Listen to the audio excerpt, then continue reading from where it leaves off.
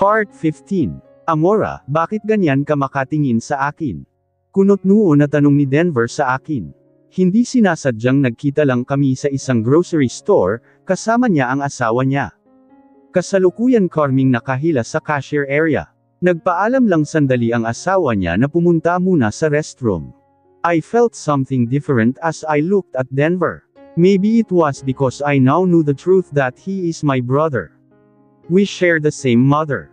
Kendrick is Carlota's only child, while Kendrick and Denver share the same father.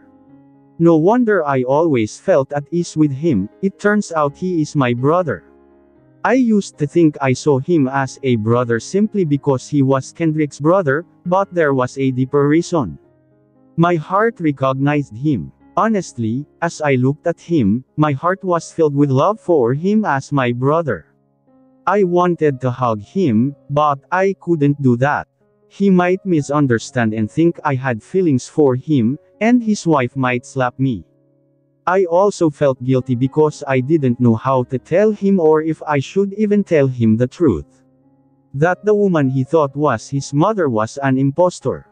I was afraid he might hate our mother once he found out that she left him just for a man, na walang iba kundi ang ama ko. Wala, umiling ako, ngayon lang kasi tayo nagkita muli. Hindi nga kita nakausap tungkol sa pagkuha mo sa akin para bantayan ang kapatid mo. Ngumiti ako sa kanya kahit pa nag-init ang bawat sulok ng mga mata ko. Well, ngerniti siya, kumusta na kayo ng brother ko? Please, Denver, tell me you don't have any other agenda for choosing me as the protector of Kendrick, I couldn't help but say. Even though discussing my mission wasn't really allowed. Believe me, Amora, Denver began, his voice steady and sincere. The main reason I chose you is because I see the skills in you that are necessary to keep Kendrick safe. You know that idiot is my only sibling. Well, there's draw even, but what I mean is only him may 100% sibling. Isang worry about him, even though he's a jerk. His words tugged at my heart, revealing a vulnerability I hadn't expected. What would he feel if he knew the truth about Kendrick? And also, I want the two of you to be close again, to resolve your issues from the past, for Kenneth's sake as well. Sa lahat niyang sinabi, ang tungkol kay Kenneth ako mas lalong nakapokus. Bakit? Ano bang tungkol kay Kenneth? Kunot noo ako. Para naman napaurong ang dila niya, hindi siya nakapagsalita agad. Mahina man pero narinig ko ang pagbuntong hininga niya. I'm sorry, but I think you and Kendrick should be the ones to talk about that. Mas lalo akong nalito sa sinabi niya. Magtatanong pa sana ako kaya lang dumating na ang asawa niya. Ngumiti sa akin si Melody. Dati din siyang membro ng Saavedra Empire pero hindi kami nagiging malapit. Pero hindi naman siya secret agent. Si Darren lang talaga ang napalapit sa akin. Baby, are you still mad at me? Please forgive me for lying to you about my mom's secret. I'm also struggling. She's my mom, Zamera, mula sa pagbabasa ko ng mga ilang papeles sa mesa, para may pirmahan na niya, napaangat ang mukha ko kay Kendrick. 3 araw na ang nakakalipas mula nung ipinagtapat niya sa akin ang tungkol sa sekreto ng ina niya, ng peking si Carlota. Sobra akong nanghina sa nalaman ko. Hindi ko nga alam kung ano ang gagawin ko sa kanya. Basta ko lang siyang tinalikuran at 3 araw ko na siyang hindi pinapansin. I wrestled with the urge to confront him over his mother's concealed misdeed, but how could I judge him for it? I grasped the significance of Carlota in his life. Kendrick's deep love for his mother likely drove him to shield her secret. Whether right or wrong, navigating the path of righteousness became daunting amid the turmoil of personal involvement. Tulad ng ginagawa ko ngayon, kahit alam ko na ang malaking sekreto ni Carlota pero wala din akong ginagawa laban dito. Mahirap gamitin ang sekreto niya kung dinidiin niya ang mga magulang ko, na ang mga ito ang may kasalanan kung bakit si Carlota siya. Paano ko pa malalaman ang totoo kung patay na pareho ang mga magulang ko? Si Carlota lang talaga ang may hawak sa katotohanan. Naalala ko pa ang huling sinabi ni Carlota nung huling encounter namin. I did everything in my power to shield my family. I couldn't bear the thought of Denver resenting me. He's like my own, raised under my care with all the love I could muster. Kendrick, my only child, holds a special place in my heart. Though I may have faltered in protecting him in the past, my love for him is unwavering. I wanted to help you then, but my own fears held me back. My life as Carlota hasn't been easy. I've worked tirelessly for everything I have. Judge me as you will, I've made mistakes. But do not lay the blame on me for the loss of your unborn child. Despite my reservations about you, resembling Carlota in ways that unsettle me, I cherish my grandchild deeply. I am not the kind of person who would commit such a heinous act.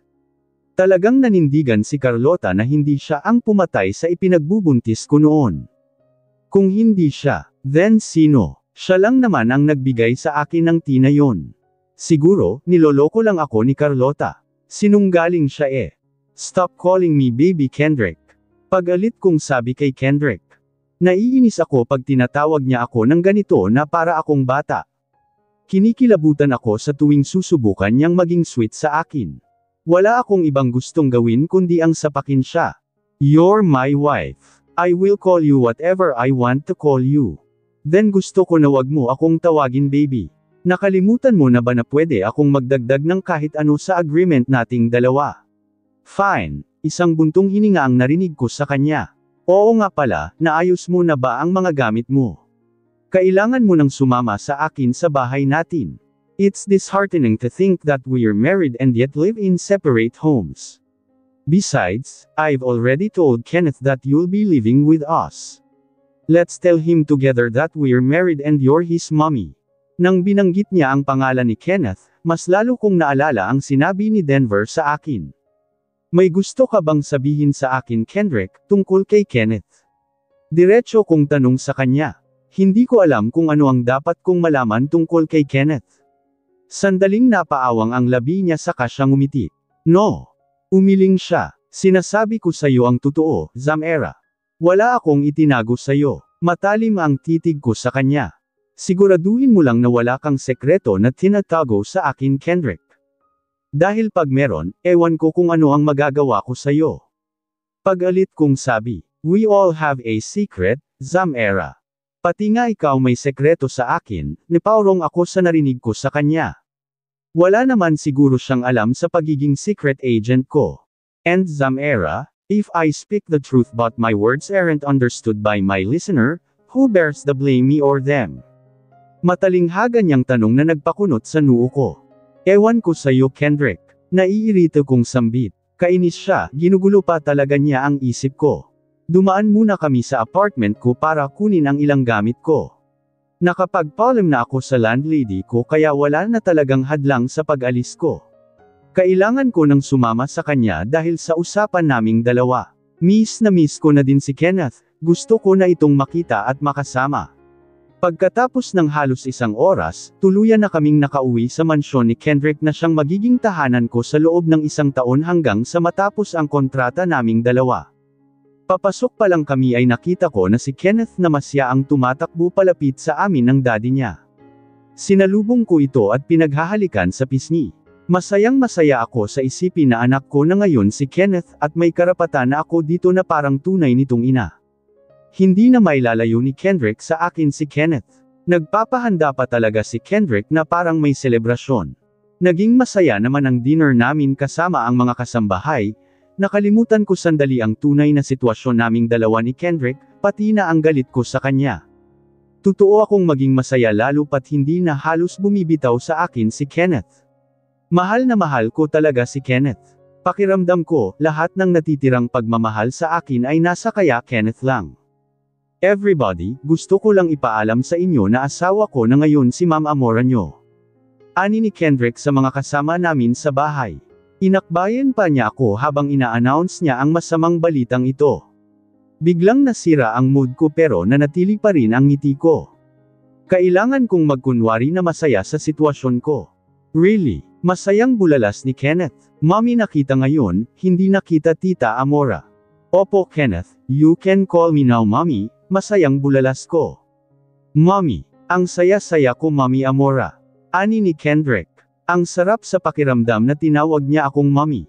Hindi ko kayang ipaliwanag ang sayang naramdaman ko, kahit pa may dampong bahagyang sakit sa puso ko. Niyakap ako ni Kenneth. Yung kulang sa puso ko ay pneumonia. Niyakap ko din ng mahigpit si Kenneth. Napatingin ako kay Kendrick, nagkatama ang paningin naming dalawa.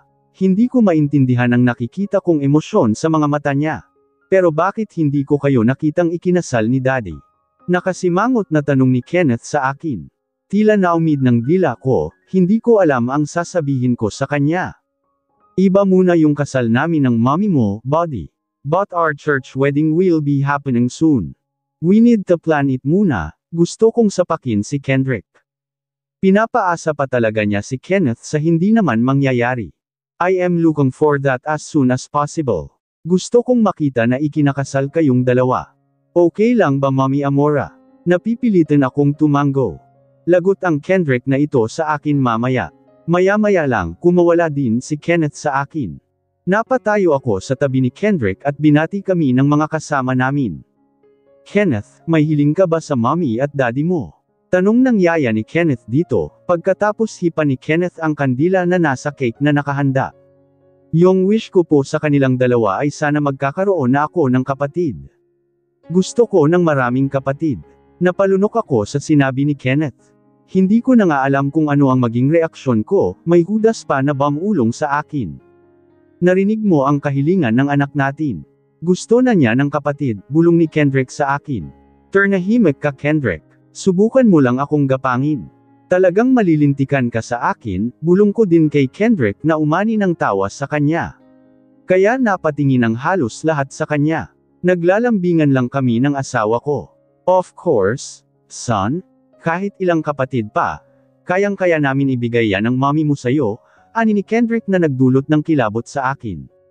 Buweset na Kendrick, mapagsamantala. Hindi ko kaya kahit ang pumasok man lamang sa kwarto naming dalawa ni Kendrick. Pagkatapos ng 7 taon, ito ang unang beses na magtabi kaming dalawa ni Kendrick sa pagtulog. At aminado ako na hindi ko mapigilan ang sarili ko at parang unting-unti bumabalik ako sa nakaraan. Sa nakaraan kung kailan gustong-gusto ko pang katabi si Kendrick. Hindi ko matanggap ito dahil pakiramdam ko parang lumalambot na ang puso ko sa kanya. Naiinis ako sa sarili ko dahil sa kabila ng pagmamatigas ko, unting-unti din palang matutunaw ang yelo sa puso ko. At hindi ito makakabuti sa akin. Ayaw kong matulog na katabi si Kendrick pero wala akong magagawa, bahagi ito ng napagkasunduan naming dalawa. May agreement kami at kailangan kong panindigan ang kahilingan niya na gagampanan ko ang pagiging asawa ko sa kanya. Para akong sinasakal sa sandaling ito. Sinasakal ako sa iba't ibang emosyon na nararamdaman ko. Pagkamuhi, sakit, kung ano't ano na, meron pang ang pangungulila. Nasasaktan ako dahil kay hirap na hindi masaktan kahit nasasaktan na pala ako. Nagsalin muli ako ng alak sa baso at ininom ko na naman ito. Nasa bar ako ng mansyon ni Kendrick. Medyo madami-dami na din ang nainom ko. Hindi ko alam kung ano ang gagawin ko sa unang gabi naming dalawa ni Kendrick na magkasama kaya ibinuntong ko sa alak ang frustration ko. Hindi ako makapaniwala na makaramdam ako ng ganito ngayon na pumayag akong tumira muli kasama si Kendrick. Zamera, there you are. I've been searching for you for ages. Are you drinking to get drunk? What's going on? Sunod-sunod na tanong ni Kendrick. Kapapasok lang niya sa bar ng mansyon niya. Maya-maya lang katabi ko na siya dito sa bar table, pareho kaming nakaupo sa isang high chair. Kendrick, do I not have the liberty to enjoy a drink? I simply wish to celebrate our reunion. I thought I had left hell behind, never imagining I would return to hell. Again, hindi ko mapigilan sambit. Frustrated ang tinig ko. Nakatitig ako sa kanya. Kitang-kita ko ang paglitay ng sakit sa mga mata niya. Alam kong nasasaktan siya sa mga nanulash sa labi ko. I apologize if you perceive it that way, Zamera. I know I'm being selfish by drawing you back into my life, but I can't resist. I need you by my side. All these years, there's been no greater desire than this opportunity, the chance to have you with me once more. Mahal na mahal kita Zamera. Mahal. Napatawa ako. Mahal Thirst. Kinuha ko ang bote ng alak at tinunga ko ito na parang umiinom lang ako ng soft drinks. Naging blurred na ang paningin ko. I was drunk, I knew it. Pero gusto ko pang uminom kaya kumuha muli ako ng alak. Zamera please, itigil muna itong paglalasing mo. Sinubukan niyang kunin ang alak na hawak ko. Ano ba Kendrick? Pagalit kong sabi sa kanya. Hayaan mo nga ako. Wag mo ngang iparamdam sa akin na parang nag-alala ka sa akin. Alam natin pareho na wala kang pakialam sa akin. Nagpaurong siya, sinamantala ko ito, tinungga ko ang alak, tumigil din ako nang sa tingin ko nangangalahati na ang bote. You shameless K. Kendrick Montenegro, I gave you everything, my whole heart and even my soul. But what do I get from you? Only pain. You broke my heart. You are ruined my life. You're the reason K. Kent was taken from me, so you owe me Kenneth in exchange for Kent. Sa akin na si K. Kenneth pagkatapos nitong usapan natin. Please, give him to me. I was so frustrated and drunk kaya hindi ko na talaga alam ang mga pinagsasabi ko. Sinasabi ko lang sa kung ano ang sinsigaw ng puso't isip ko. Napaawang naman ang labi niya. Hindi ko kayang ipaliwanag ang emosyon na nakikita ko sa mga mata niya. Zamera please, lasing ka na. Tayo na. Aniya. Mariing napapikit ang mga mata ko nang umikot ang paningin ko. Maya-maya lang, naramdaman ko na lang ang mga bisig ni Kendrick sa akin. Alam kong kargang-karga niya ako. I was so drunk, hindi ko na nga namalayan ang buong paligid, ang alam ko lang ay karga ako ni Kendrick hanggang sa naramdaman ko na lang ang paglapat ng likod ko sa malambot ng kama. Please, don't move Zamera. I will what the. Bumangon ako para haborin ang suot kong blouse. Nilanaitan kasi ako. Zamera kitang-kita ko ang sunod-sunod na paglunok niya. Gumalaw-galaw ang Adam's apple niya. Naiinitan ako. Ani ko, ano-ano bang klaseng alak ang nainom mo kanina? May alak kasi na hindi mo pwedeng inumin doon. Wala akong pakialam sa sinasabi niya. Nanag sa akin ang init na naramdaman ko sa sandaling ito. Tila may sariling isip ang braso ko at yamakap na lang ito sa leeg niya nang dumukwang siya sa akin. Humigpit ang yakap ko sa leeg ni Kendrick. Hindi ko mapigilan ay sabsob ang mukha ko sa leeg niya at inamoy-amoy ko siya. Ang bango niya. Ito ang amoy niya na hindi ko makakalimutan kailanman. Ang amoy niya na tila gumagayuma sa akin. Zamera, if you continue doing this, I can't. I kissed his neck and playfully nipped at it. I felt a rush of satisfaction as Kendrick's hair stood on end. I giggled softly at the effect I had on him. He couldn't resist any longer and pulled me into his embrace. Before long, the alcohol completely clouded my mind. Inhibitions faded away. All I knew was that I craved the unique warmth of Kendrick's embrace. I wanted to kiss him. I longed to hear his moans again, to make him whimper like I used to. Zamera bulong ni Kendrick sa akin habang masuyo niyang hinaplos ang likod ko. I closed my eyes, savoring the pleasure of Kendrick's touch on my skin. A soft sigh escaped me as his hand moved down to my stomach, gently teasing there. His touch sent tingling sensations through my core, leaving me aroused and wanting. I couldn't tell if it was the effect of the alcohol I'd consumed, but I found myself enjoying what he was doing. And I craved more of it. Lamapat ang labi ko sa tenga ni Kendrick at ibinulong ko ang pangalan niya. Kendrick, bahagya kong kinagat ang gilid ng tainga niya. Isang mahinang daing ang lumabas sa labi ni Kendrick at gotong gusto ko ang tunog ng pag-ungol niya. Ginawa ko muli ang ginawa ko kanina at sa pagkakataon ito, sinamahan ko na ng pagdila. Panipi. I love you, Zamera. Please love me again. His final words were laden with longing and love, echoing in my ears as I closed my eyes, surrendering to the heaviness of sleep that enveloped me. The weight of his emotions lingered, imprinting on my heart even in the quiet darkness of slumber, where dreams intertwined with memories of our shared moments. Bakit ganyan ka makatingin sa akin? Taas kilay kong tanong kay Kendrick. Puno ng iritasyon ang tinig ko. Nasa loob kami ng kotse niya. Papunta na kami sa SNR Law Firm. Mamaya na magsisimula ang unang trial ng kasong hinahawakan niya laban sa Serpent Gang kaya maaga kaming dalawa ngayon para ihanda ang mga dapat namin ihanda. My mood wasn't exactly great as I woke up this morning to find us both naked, lying side by side in bed. Even without him saying a word, I knew something had happened between us.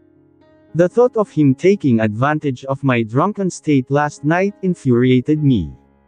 And to top it off, during breakfast with Kenneth earlier, he had the audacity to casually mention that he would soon have a sibling. It was maddening. How could he say such a thing to Kenneth? About what happened between us last night, maniwala ka, hindi ko kasalanan lahat. Ikaw ang unang, can you please shut up Kendrick? Pag-alit kong sabi, kung ano man ang nangyari kagabi, kalimutan mo yon. I was drunk and you took advantage of my drunkenness. I'm not surprised anymore, you're just plain rude. You always take advantage when you know I'm vulnerable. Teka lang. Magmaneho ka na nga. Nagmamadali tayong dalawa, pinatakbo na niya ang kotse. Habang nasa biyahe, tahimik lang ako.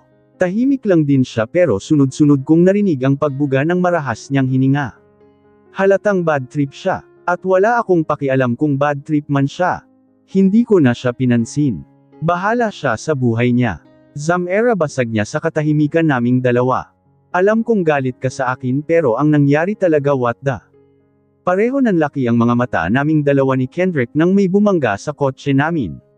Mabilis akong napalingon at nakita ko ang isang itim na kotse na bumangga sa likuran bahagi ng kotse namin.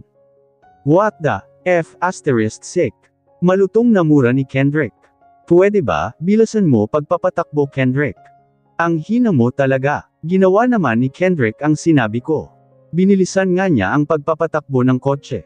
Are they still gaining on us? Tanong ni Kendrick sa akin. Yes, they are. Alam nila na ngayon ang trial kaya gumagawa sila ng paraan para hindi ka makapunta. Hindi naman kasi sila nagpaputok, hinahabol lang tayo. Gusto lang nilang i-delay ang pagpunta mo. He grips tightened on the steering wheel as he accelerated through a series of sharp turns, trying to shake off our pursuers. Paliko-liko ang kotse namin sa bawat kanto na madaanan namin pero patuloy pa rin sa pagsunod sa amin ang mga humahabol sa amin. We need to lose them, Zamera. About last night, kagustuhan natin pareho iyon. Pareho nating nagugustuhan ang ginagawa nating dalawa. Aniya habang busy sa pagmamaneho. Admit it that you still have, really Kendrick. Gusto mo talagang pag-usapan natin yan ngayon. Ngayon talaga na hinahabol tayo. Bakit ba sa tuwing nanganganib ang buhay nating dalawa, gustong-gusto mong pag-usapan natin ang tungkol sa isyu nating dalawa? He stole a quick glance at me, his brow creased in thought. Have we ever been in danger like this before? He asked, his lips tightening with worry, though his attention remained fixed on the road ahead. Napalunok ako. Pinalabas ko nga palang panaginip lang yung nangyaring nakikipaglaban kaming dalawa sa Serpent Gang. Never mind just focus driving, ani ko sa kanya. Mas binilisan niya ang pagpapatakbo ng kotse. Hanggang sa nawala sa paningin ko ang humahabol sa amin. Nakahinga ako ng maluwag pero naging alerto pa rin ako. Painggan lingon pa rin ako.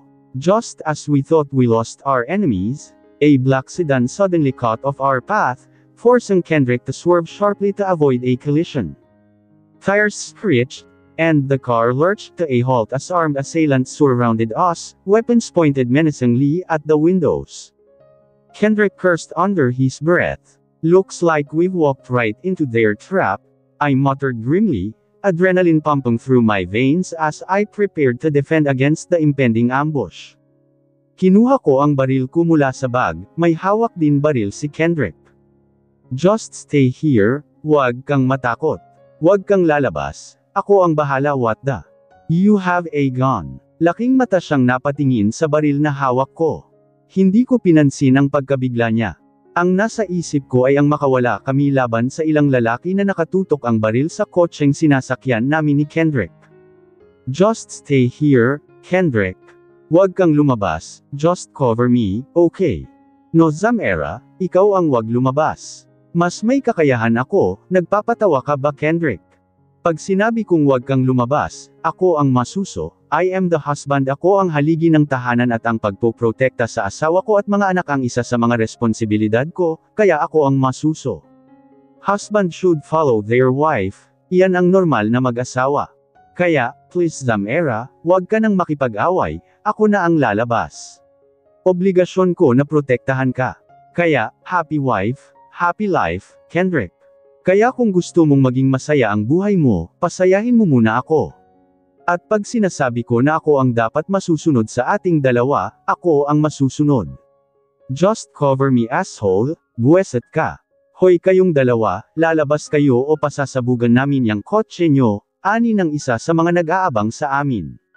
This is all your fault, Attorney Montenegro, naiinis kong sabi kay Kendrick bago ko hinawakan ang handle ang pinto ng kotse para buksan ito. Mine. Bakit ko naging kasalanan? Hinawakan din niya ang handle. Taas kilay lang ang isinagot ko sa kanya. Kung lagi siyang ganito, mapaaga ang pakikipag-meet and greet ko kay San Pedro. Akmang bubuksan na namin ang pinto ng isa-isang natutamba ang mga lalaking nakatutok ang baril sa amin, hanggang sa naubos ang mga ito. Awang labi ako, pero agad din akong mabilis na lumabas mula sa kotse para tignan kung sino ang bumaril sa mga kalaban. Zamera, inside the car. Zamera, hindi ko pinakinggan si Kendrick. Napa-survey ako sa paligid. Wala akong nakita. Isang sniper ba ang bumaril sa mga lalaking hamarang sa aming dalawa ni Kendrick? Sino? Alam kong hindi si Phantom ang gumawa nito. May pinadala ba ang Saavedra Empire na magbabantay sa aming dalawa ni Kendrick? Pero wala silang sinasabi sa akin. Zamera, sabi ko wag kang lumabas. Masyadong delikado, si Kendrick, nasa labas na rin siya ng kotse. Shut up Attorney Montenegro, I can handle and protect myself more than you know. And next time, wag mo akong pangunahan sa gagawin ko. Naiirtito kong sabi sa kanya. I'm really annoyed at the thought that he actually fought with me and even forbade me from going out. I feel like he's starting to control me. I'm sorry but, ayaw ko lang mapahamak ka. Mas lalo akong mapapahamak sa ginawa mo kanina. Isang buntong hininga ang pinakawalan niya. Okay, kinuha niya ang cellphone niya, may tatawagan siya. Sinong tatawagan mo? Tatawag ako ng pulis. We can just leave dead bodies At ano ang sasabihin mo sa mga pulis Kendrick? Halos 2 oras na lang at magsisimula na ang trial. Kung tatawagan mo ang mga pulis, it causes us more delays. Let me handle it. Lumapit ako sa kotse at kinuha ko ang cellphone ko. Tinawagan ko ang tagaligpit nitong mga naiwang dumi. Dumi dahil kahit mga tao sila, mga dumi sila ng lipunan. Mas malala pa sila kaysa sa basura. Let's go. Sabi ko kay Kendrick pagkatapos kong tapusin ang tawag.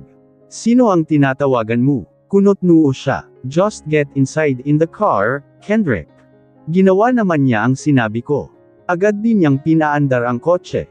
Confess to me, Zamera, who did you call? Are you hiding something from me? Are you a member of an illegal organization? Tell me the truth. He asked his questions one after another while keeping his focus on driving. His tone was full of curiosity, as if he was truly seeking the right answers. I have nothing to say to you.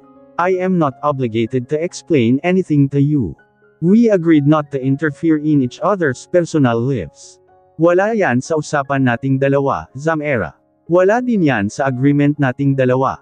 I have every right to know about your personal life, Zamera. I am your husband. Nabaling ang paningin ko sa kanya, nasa pagmamaneho pa rin ang focus niya. Binato ko siya ng matalim na titig. Fine Attorney Montenegro, nasa agreement na nating dalawa ang wag pakialaman ang personal na buhay ng isa't isa. And can you please not boast to me about your rights over me as my husband because our marriage is not normal. We only have a contract between us, not the true sacrament of marriage. I understand your perspective, but legally and morally, I still have certain rights as your husband. Despite our unconventional marriage, we have made commitments to each other that come with responsibilities. I believe it's important to respect those commitments, even if they differ from traditional norms. Tila nag-close open ang ilong ko sa kanya. Nagtaas baba ang dibdib ko sa sobrang inis na naramdaman ko. Imbes na patulan pa siya, itinuon ko na lang ang sarili ko sa pagbabantay sa buong paligid. Baka may bigla na naman harang sa amin. Case, Anti-Trafficking in Persons Act of 2003, Republic Act No. 9,165 Comprehensive Dangerous Drugs Act of 2002, and the Anti-Money Laundering Act of 2001. Nakatayo ako sa pintuan ng hukuman, nakamasid sa nag-uumpugang eksena sa harapan ko. Sa labas, nakapila ang mga van ng media sa kalsada na para bang mga nakahandang bantay sa bawat sandali ng mahalagang paglilitis laban sa isa sa pinakakilalang sindikato sa Maynila at sa ilang probinsya. Sa loob, si Prosecutor Santos ay sinusuri ang mga ebidensya. Si Prosecutor Santos, siya ang naka-assign na prosecutor sa kaso. Pagbebenta ng droga, human trafficking, at money laundering, ito ang kasong kinakaharap ng mga kinilalang malalaking tao na siyang nasa likod ng Serpent Gang. Beside me stood Attorney Kendrick Montenegro, a beacon of determination in the courtroom. Dressed impeccably in a tailored suit, he exuded confidence, yet his eyes revealed a deeper resolve to ensure the victims' voices resonated throughout the trial. Alam kong kayang-kaya niya ito. Nakikita ko ang determinasyon sa mga mata niya na ipagtanggol ang mga biktima. Hindi ko nasabi sa kanya na sa bahaging ito ay humahanga ako sa kanya. As proceedings began, tension gripped the room. Defense attorneys, armed with legal acumen and cunning rhetoric, attempted to dismantle the prosecution's case, but Prosecutor Santos remained steadfast, countering each argument with unwavering determination.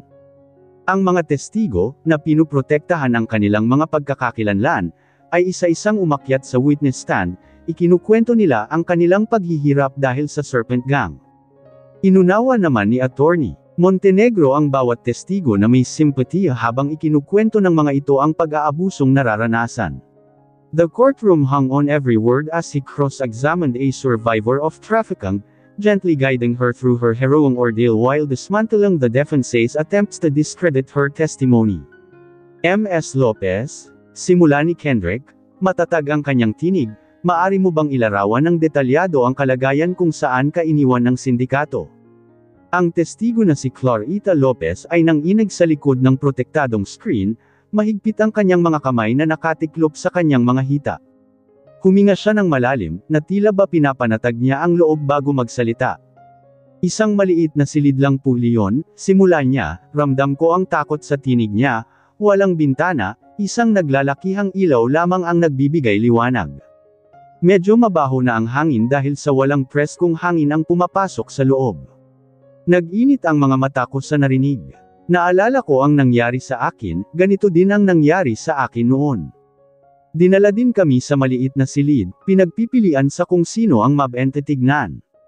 Ang iba kong kasama naririnig ko na ibinibenta sa mga illegal na nightclub, ang iba naman ay ibinibenta sa ilang mga tao para maging ex-slave ng mga ito. Habang nagsasalita si Clarita, tumanggo si Attorney Montenegro nang may pag-udyok, hinihimok siya na magpatuloy. At ilan ang kasama mo sa silid na iyon, M.S. Lopez? Mahinahon na tanong ni Kendrick. 5 kami sa simula, sagot ni Clarita, unting-unti naging matatag ang kanyang salita. Dinala kami isa-isa, sinabihan na may utang kami na maaari lamang bayaran sa pamamagitan ng pagtatrabaho para sa kanila. Banta nila sa amin na sasaktan ang aming mga pamilya kung magtangka kaming tumakas o magsalita sa pulisya. Matamang nakikinig si Kendrick, bahagyang nag-aalangan sa kahayupang inilarawan. At nagbigay ba sila sa inyo ng pagkain o tubig habang kayo ay nakakulong? Tanong niya, nakatuon sa mga detalye na magpapatibay sa mga alegasyon ng trafficking at pang-aabuso. Kaunting sandali bago sumagot si Clarita na parang iniuulit ang gutom at uhaw na kanyang pinagdaanan. Minsan binibigyan nila kami ng mga tirang pagkain, ngunit hindi sapat, tahimik niyang inamin. Laging kami nauuhaw, lumalapit para humingi ng tubig sa kanila. Sabi nila hanggat wala pang pumipili sa amin, hindi mo na kami makakain ng maayos. Mas lalo palang naging demonyo ang gang sa paglipas ng panahon. Pinapakain at pinapainom naman kami kahit papaano noon. Dahil kami daw ang puhunan nila. Ngayon naging iba na. Lakas loob na ipinagpatuloy ni Clarita ang pagsasalaysay niya sa karumal-dumal na kahayupan ng sindikato sa kanya at sa mga kasamahan niya. Maingat naman ang mga tanong ni Kendrick, para hindi masyadong masaktan si Clarita sa pagbabalik-tanaw sa nangyari sa kanya. After a lengthy testimony, Attorney Montenegro concluded his questioning of Clarita Lopez, who appeared drained but relieved to have spoken her truth. She glanced gratefully at Kendrick before leaving the witness stand. Throughout the trial, Attorney Montenegro and the prosecution team meticulously presented additional evidence, financial records linking the syndicate to illegal transactions, seized contraband supporting drug trafficking charges, and expert testimony detailing how the syndicate laundered illicit profits through front businesses. Natapos naman ng maayos ang trial sa araw na ito pero hindi pa ito tapos, ito pa lang ang simula.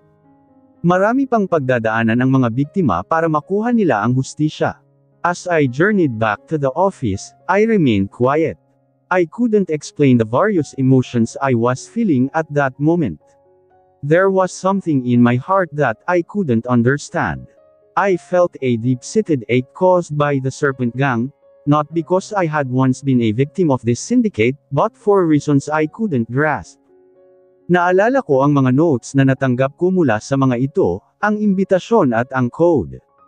Hindi pa na-decode ang mga iyon dahil sa parehong nasa ibang bansa sina Boss Dylan at Boss Gareth para sa isang importanteng misyon, kaya si Boss Grayson muna ang namamahala sa organisasyon. Si Boss Gunner naman ay hindi na ganun ka-active sa grupo mula nang nag-asawa ito. Pareho kaming tahimik ni Kendrick, tila kay lalim ng iniisip niya. Pero siya na rin ang bumasag sa katahimikan namin. Hindi ako titigil hanggat hindi ko napabagsak ang Serpent Gang at hindi ko naipakulong ang mga malalaking tao na nasa likod nito. Ang gang na ito ang dahilan kaya nagkahiwalay tayo noon, Zamera.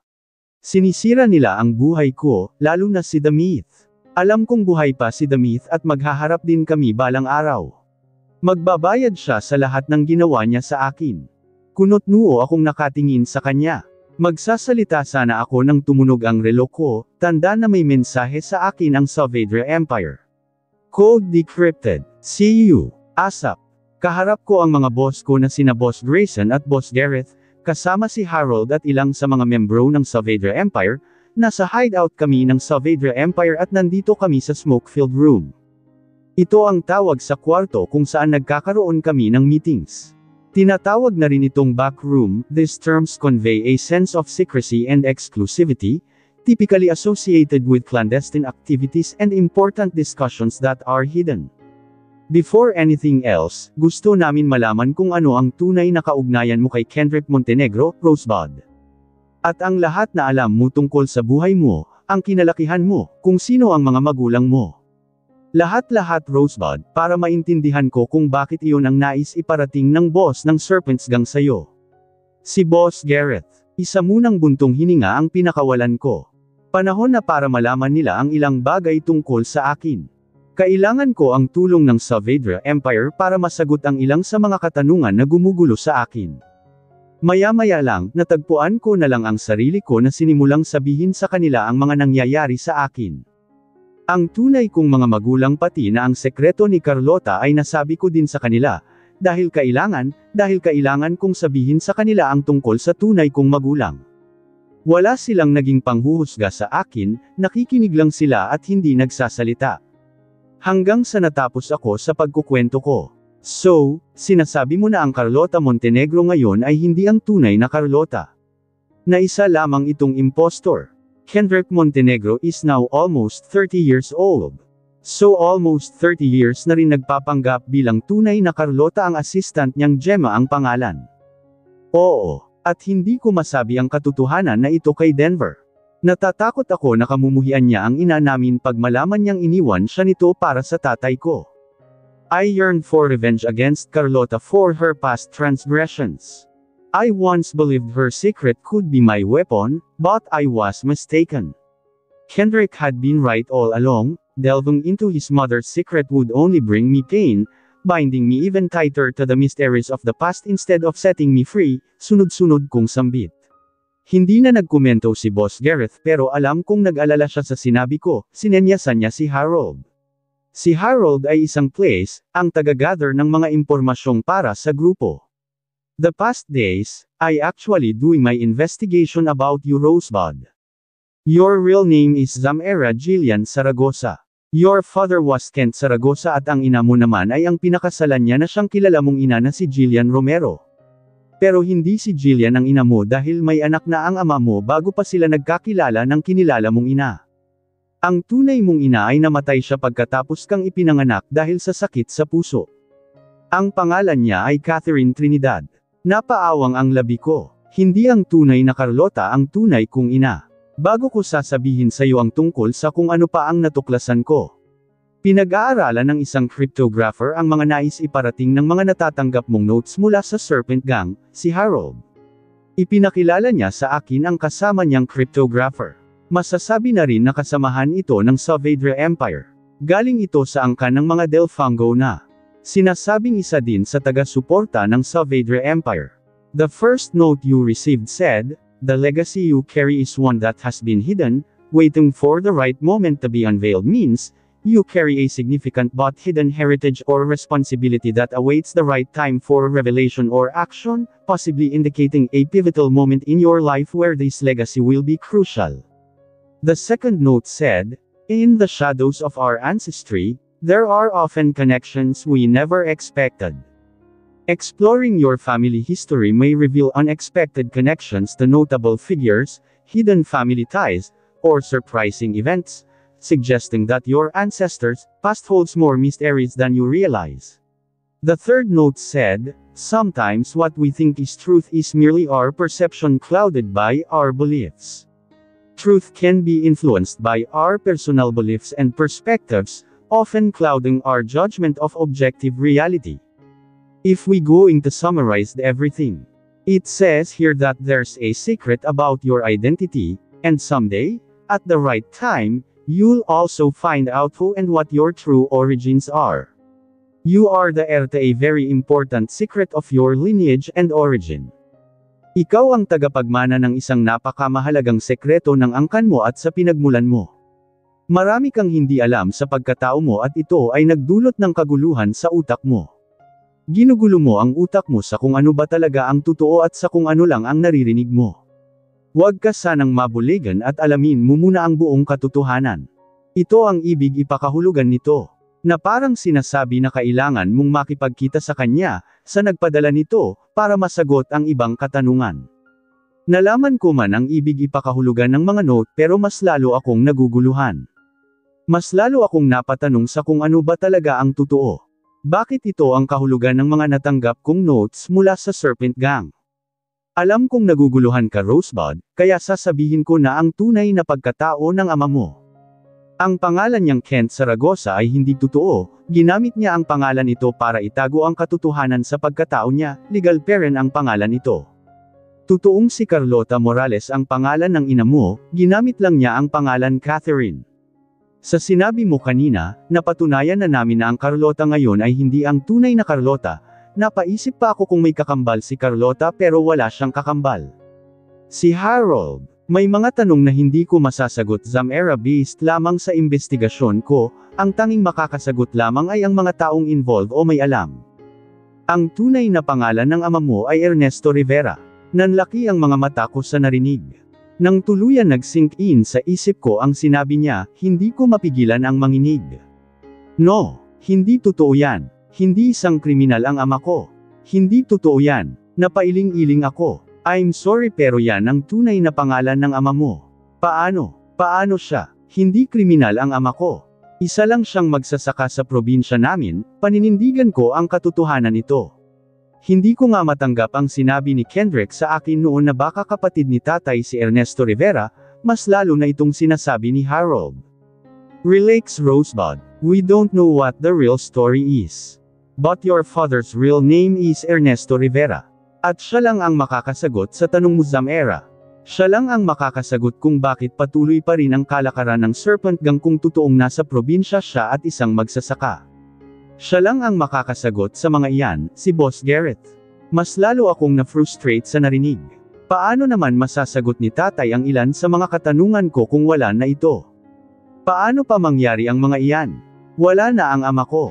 Nag-init na ang bawat sulok ng mga mata ko. Alam kong hindi ako dapat magpakita ng emosyon ko pero hindi ko mapigilan ang sarili ko. Patay na ang tatay ko. Patay na ang mabait kong ama. Ayaw kong dungisan ang pangalan niya. At saka, paano? Kung pagbabasehan ko ang mga sinasabi ni Darren sa akin, buhay pa si Ernesto Rivera at bumalik na ito galing sa ibang bansa. Lumanghap muna ng hangin si Boss Gareth. Your father might be alive. Ani ni Boss Gareth. At Leon ang natanong ko pagkatapos kong ma-decode yung code na natanggap mo. In shadowed ground, they err with little belf, guessing falsely, not me, but another's relief. Beneath the earth, where souls do rest and share, lies not my essence, but another's silent lair. Gamit ang UV light, nabasa ko ang message na ito na nakasulat gamit ang isang invisible ink. It helps me in decoding the code with the meaning of that message. WLB, TGI, NM. ASRT ang ibig sabihin nito ay with little belief, they guess incorrectly, not me. Another soul rests there. This is the reason why I can say that your father might alive, Rosebud. Gusto niyang iparating sa iyo ang katotohanan na ang inilibing mo ay hindi siya. Na iba ang inilibing mo, ang sabi ni Boss Gareth. Hindi ko alam ang mararamdaman ko sa narinig. Gulong-gulo ako. Kinalma ko ang sarili ko. Sunod-sunod ang paglanghap ko ng hangin. Ano ang dapat kong gawin para malaman kung totoo bang buhay ang ama ko? Tanong ko nang medyo kalmado na ako. In this day and age, sabi ni Boss Gareth, we have made significant strides in forensic science, especially in DNA analysis. This allows us to identify remains that have been buried for years, even 7 years. By comparing DNA samples obtained from the deceased or their relatives, we can piece together their identity with a remarkable degree of accuracy. Ano ang ibig niyong sabihin? To identify the remains, we'll need to extract DNA. It's our best shot at finding out who this person was, if it was your father or not. We'll start by collecting bone fragments. Even after 7 years, bones retain traces of DNA. It's delicate work, but crucial. Kaya kailangan hukayin ang labi ng ama mo. Gamitin ang natitirang buto niya para sa forensic examination. Si Darren mismo ang mag-examine sa buto ng ama mo, dati siyang forensic expert. Pero ikaw pa rin ang magdesisyon, Rosebud. Payag ako. Ano ang gagawin ko pagkatapos? Ano ang gagawin ko pag mapatunayan kong buhay ang ama ko? Kahit pigilan ka namin, alam kong kakausapin mo siya para masagot ang mga tanong mo. Huwag mong gawin yan na mag-isa. Nandito kami. Tandaan mo Rosebud, Zamera, kahit siya pa ang ama mo, siya pa rin si Ernesto Rivera. Siya pa rin ang leader ng Serpent Gang na kinakalaban nyo ngayon ni Attorney Kendrick Montenegro. Sandali ko munang kinalimutan ang tungkol sa mga natuklasan ko, saka na ako magdedesisyon sa kung ano ang susunod kong gagawin pag matapos na ang forensic examination ni Darren sa natitirang buto ng ama ko. Pero aminado ako na may pagkakataon na hindi ko mapigilan ang mapaisip sa kung ano ba talaga ang dapat kong gawin pag mapatunayan kong buhay ang ama ko. Kaya ko kayang tanggapin ang katotohanan na siya ang mastermind sa lahat ng krimen na muntikan na rin sumire sa buhay ko noon. Mommy, are you okay? Napatigil ako sa pag-iisip ng kahit ano't ano nang narinig ko ang nag-alalang tinig ni Kenneth. Nasa loob pala kami ng kotse at binabaybay ang daan papunta sa paaralan ni Kenneth. Naglamang kasi siya ngayon na ihatid naman namin sa school, kaya pinagbigyan namin siya ng daddy niya. Magkatabi kami ni Kendrick sa unahan bahagi habang katabi naman niya ang yaya niya sa likuran bahagi ng kotse. Napalingon ako sa kanya. Napansin siguro niya na tahimik ako at tila kay lalim ng iniisip. Yes baby, I am fine, nakangiti kong sabi sa kanya. I'm happy because you're okay. You seem to be deep in thought. What are you thinking about? Nothing. I'm just thinking about how lucky I am. You're my son now. Mabuti na lang talaga at wala siyang namana na kahit ano kay Tanya at talagang si Kendrick lang ang nakikita ko sa kanya. Mas madaling tanggapin ang katotohanan na gustong-gusto ko siya dahil si Kent lang ang nakikita ko sa kanya, wala akong nakikita na kahit anong Tanya sa kanya. Pati ang ugali niya ay parang si Kendrick lang din, mabait at maalahanan. Ganyan naman talaga si Kendrick. Yan naman ang pagkakilala ko kay Kendrick. Cheater lang talaga si Kendrick. Sana hindi magmana si Kenneth sa ama niya sa pagiging cheater nito. Tuturuan ko si Kenneth kung paano rumespeto sa mga babae, hindi katulad ni Kendrick na hindi naturuan ng pekeng Carlota ng maayos. Thank you, Mommy, Amora. Lucky din ako dahil ikaw ang mommy ko. Kay sarap talaga sa pakiramdam na isang tunay na ina ang tingin niya sa akin, para akong inilipad sa ulap. Sa kabila ng lahat ng kaguluhan sa isip ko na siyang dahilan kaya ako nalilito, masaya ako dahil nandyan si Kenneth para nagbigay liwanag sa akin. Lucky din ba kayo kay Daddy? Imbes na sagutin siya, isang ngiti ang isinagot ko sa kanya. Kay sarap sabihin na ang malas-malas ko dahil ang ama niya ang pinakasalan ko noon, pati na ngayon. Mabuti na lang, hindi na niya ako kinukulit dahil hindi ko talaga alam ang sasabihin ko. Kay hirap magsinunggaling na lucky ako sa ama niyang manloloko. Siya pa nga ang bunga sa panloloko nito pero mahal na mahal ko siya. Daddy, sabi ni Mommy sa akin, ang swerte daw niya sa'yo. Mahal na mahal daw niya kayo. Yan ang nababasa ko sa ngiti niya. Napubo ako sa narinig ko kay Kenneth, nalunok ko kasi pati dila ko. Ano raw? Anong sabi niya? Napatingin ako kay Kendrick at nagpupuyos ang kalooban ko sa nakita na malapad ang ngiti niya na parang paniwalang paniwala talaga sa sinabi ni Kenneth. Ang swerte ko din sa'yo. I love you too, si Kendrick at nagkatama ang mga mata naming dalawa habang sinasabi ito, napalingon naman kasi siya sandali sa bungad ko. Ang sweet niyo Mommy and Daddy. Ano po ang respond mo, Mommy?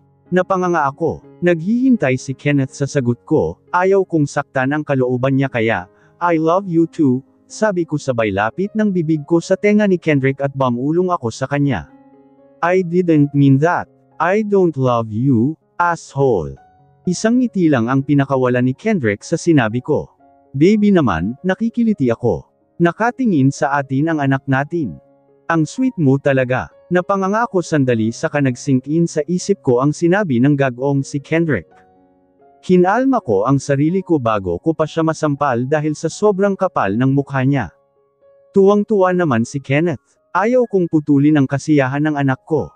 Kaya kahit nalinis ako sa ama niya, kailangan kong magkunwaring okay para hindi siya malungkot. Ayaw kong makitang malungkot si Kenneth. Kung kailangan kong magpapanggap na mahal ang daddy niya gagawin ko para masaya lang siya. Maya-maya lang, tuluyan na naming nahatid si Kenneth sa paaralan. Pagkatapos kong magbilin sa yaya ni Kenneth, lumabas na ito ng kotse, naiwan naman si Kenneth dahil nagpaalam muna ito sa aming dalawa ng daddy niya. Goodbye Mommy and Daddy, see you later. Masayang bulalas ni Kenneth. Goodbye buddy, si Kendrick at hinalikan ang noo ng anak. Goodbye Kent. Ani ko din at hinalikan ang pisngi ni Kenneth. My heart is filled with happiness. I love you. I love you too, Mommy. I love you more. All my love is for you, hindi ko mapigilan sambit. I feel like all the love left in my heart is meant only for him. Kenneth taught me how to love again, a love that extended beyond just myself. When I found out Kent was gone, it felt like my world had lost its meaning, and I was adrift in a sea of sorrow. But then Kenneth came into my life, and he brought with him a new sense of purpose. Through him, I found a reason to wake up each morning, a reason to believe in love and life once more. It's as if Kenneth reignited a flame in my heart that I thought had been extinguished forever. Ang pagmamahal na ito ay higit sa kahit ano paman. Pagmamahal ng isang ina sa anak nila. Pagmamahal na naramdaman ko kahit hindi ko tunay na anak si Kenneth. Ilang minuto nang nawala sa paningin ko si Kenneth dahil nakapasok na ito sa school gate nito ay hindi pa rin pinaandar ni Kendrick ang kotse kaya kunot-noo akong napatingin sa kanya. Our eyes locked unexpectedly, and I realized he had been watching me all along. The sorrow in his gaze was unmistakable, a profound sadness that seemed to well up from deep within. As he looked at me, the pain in his eyes was almost palpable, as if he were silently pleading for solace. It was a moment that stretched on, filled with unspoken emotions and a connection that words could never fully capture. Bakit ganyan ka makatingin sa akin Kendrick? Kunot-noo ako. Litong-lito. All your love. Paano naman ako Zamera? Napaawang ang labi ko. Hindi ko napaghandaan ang tanong niya. Hanggang sa may naalala ako. Hindi ko na kayang tumbasan ang pagmamahal mo sa akin. I don't want to hurt you, but you'll only get hurt if you stay with me. I don't love you anymore. I didn't mean to, but my love for you just vanished. You'll find someone better than me. Yung kayang tumbasan ang pagmamahal mo. Meron pang iba na mas nangangailangan sa pagmamahal mo, Zamera. Me, I don't need it. You don't need my love, Kendrick. Nakalimutan mo na ba? Siya naman ang napaawang ang labi. Tama ka, Kendrick, I'll find someone better than you. Yung kayang tumbasan ang pagmamahal ko. Meron pang iba na mas nangangailangan sa pagmamahal ko. At walang iba kundi ang anak natin na si Kenneth. Kahit hindi siya akin pero mahal na mahal ko siya. Pagkatapos ng 1 taon, maghihiwalay din tayong dalawa at magkakaroon na ako ng karapatan kay Kenneth. Lahat ng pagmamahal ko ay para lang talaga kay Kenneth at siya lang talaga ang dahilan kaya nagtitiis ako na kasama ka. Seryoso kong sabi sa kanya. Ipinaramdam ko sa kanya ang katotohanan sa tinig ko. The sadness in his eyes deepened, casting a shadow over his entire demeanor. I could feel the profound sorrow he carried, a palpable weight that seemed to crush his spirit. It was as though his heart bore the burdens of the entire world, each bit heavy with unspoken grief. The intensity of his anguish was almost tangible, enveloping him in a shroud of despair that made him seem both fragile and enduring. As I looked into his eyes, I sensed the immeasurable heaviness pressing down on him, a burden too great for one person to bear, yet he carried it with a quiet, heartbreaking resolve. Namumula ang kanyang mga mata. Maya-maya lang, pinatakbo din niya ang kotse, pareho kaming tahimik. Pinapakiramdaman ko siya. Kung ano man nakita kong naramdaman niya ngayon, kung totoo man, mas masakit ang naramdaman ko noon lalo na nung ipinagtulakan niya akong umalis kahit alam niyang buntis ako. Agad akong napatingin sa pinto nang bumukas iyon sa pag-aakalang si Kendrick ang pumasok galing sa opisina ni Nicolo, pero hindi si Kendrick ang sumalubong sa paningin ko kundi si Carlota. Wala dito ang anak mo, taas kilay kong sabi sa kanya. Well, hindi naman si Kendrick ang pinuntahan ko dito kundi ikaw. Aniya, at ano ang kailangan mo sa akin peking Carlota? Sinubukan kong maging mahinahon, pero talagang naiirita ako sa kanya. Zamera relax, hindi naman ako nandito para makipag-away sa'yo. Nandito ako para makipagtulungan sa'yo.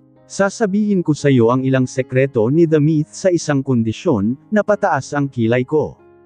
I can't trust her. Itatago mo ang sekreto ko. Hindi mo naman mapakinabangan ang sekreto ko, ikakasira pa ito ng mga magulang mo. Sorry pero hindi mo ako maloloko, Carlota. Hindi ako makipag-deal sa'yo. Ngumisi siya. Zamera, darling, paano kung sabihin ko sa'yo na dalawa sila? Dalawa ang The Myth. Napaawang ang labi ko sa narinig ko. Anong ibig niyang sabihin?